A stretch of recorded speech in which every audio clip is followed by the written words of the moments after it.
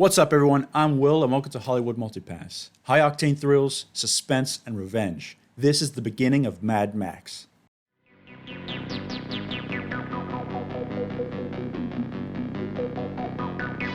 only weapon, 600 horses of fuel-injected vengeance.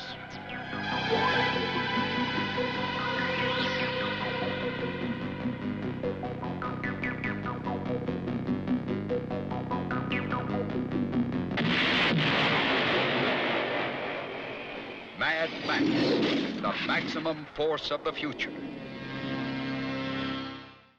It all starts right here, the birth of Mad Max. You get to see who Max was before everything went into complete chaos. Mad Max is the first chapter in the Mad Max Saga, starring a young Mel Gibson in his breakthrough performance as Max Rokitansky, a role which helped him become a worldwide star. This is a story of Max in his early days as a cop, fighting the unlawful gangs who outnumber the police. Max goes up against a dangerous biker gang that terrorized the locals, ultimately putting him down a path of vigilante justice and revenge, much like a modern western with the sheriff facing off against the outlaws. So many things are started right here in this movie. The creation of Mad Max, his iconic car, his shotgun, his leg, the directorial debut of George Miller, the big start of Mel Gibson's film career, and all the seeds of what the wasteland could be are planted in this film.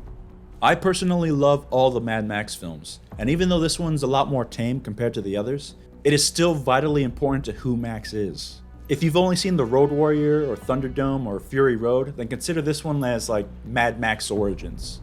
Mad Max released in April of 1979 with a budget of only 400,000 Australian dollars, which is like nothing for making a movie.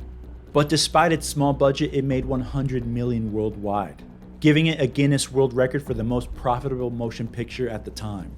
Not a bad start for director George Miller, considering this was his and producer Byron Kennedy's first feature. When you think of where the series ends up compared to how it all started, it's a very impressive display of the genius that is George Miller. He took the Mad Max series to another level with each subsequent film.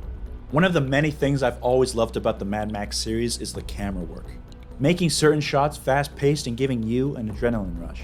Mad Max has many shots that are used to elevate the cars and the motorcycles throughout the film. It's almost like they have a life of their own, helping tell the story of Mad Max. Especially Max's car. God, I love that car. Once his car enters the fray, the film is taken to another level. Things are heightened, and you're completely on board for what Max is about to do. I just love the sound of that roaring engine revving up like a wild animal ready to attack its prey. Max's car is one of my favorite cars in film history. It's just as much a major character as Max is. Toe Cutter, the leader of this motorcycle gang, is played by Keays-Byrne. He has this intimidating presence that makes you uneasy whenever he's on screen. You might recognize him as he's played another great Mad Max villain, Immortan Joe from Fury Road. He gives really great performances playing as villains in both films. Even though Mad Max takes place before everything turned into a barren, desolate wasteland, you can see how dire things are for the people living in this world, and for those who are trying to uphold law and order within it. This dystopian future is painted as a place that just needs a little push before it turns into what we now know as Max's world. It's a setting on the brink of madness and destruction. Even Max feels like he's becoming one of the mad ones.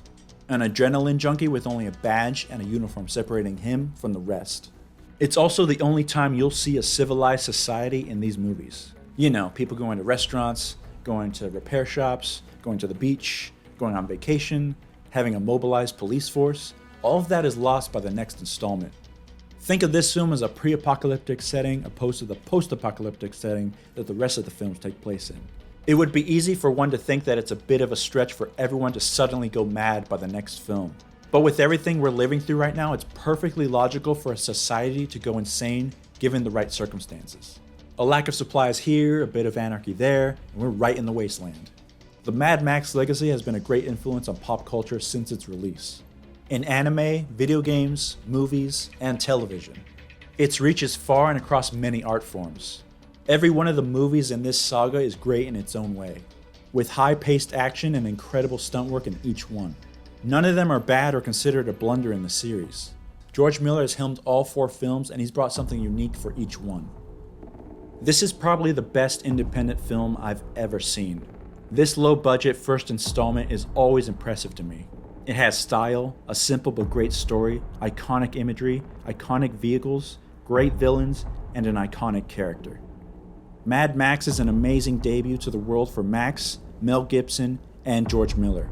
It's a must-see film that should be owned by all film lovers. There are many reasons to love this movie, and for that, I give Mad Max a buy rating. I own Mad Max on DVD, but I recently rewatched it on Netflix. So try and watch it there as soon as possible. Because if you know Netflix like I do, their movie collection is constantly rotating in and out. I actually find it very annoying that they do that. Anyone else feel that way, or is that just me? Anyway, that's my review for Mad Max. What's your favorite Mad Max movie? Let me know in the comments below. Thank you for watching, like and share the video, and I'll see you next time on Hollywood Multipass.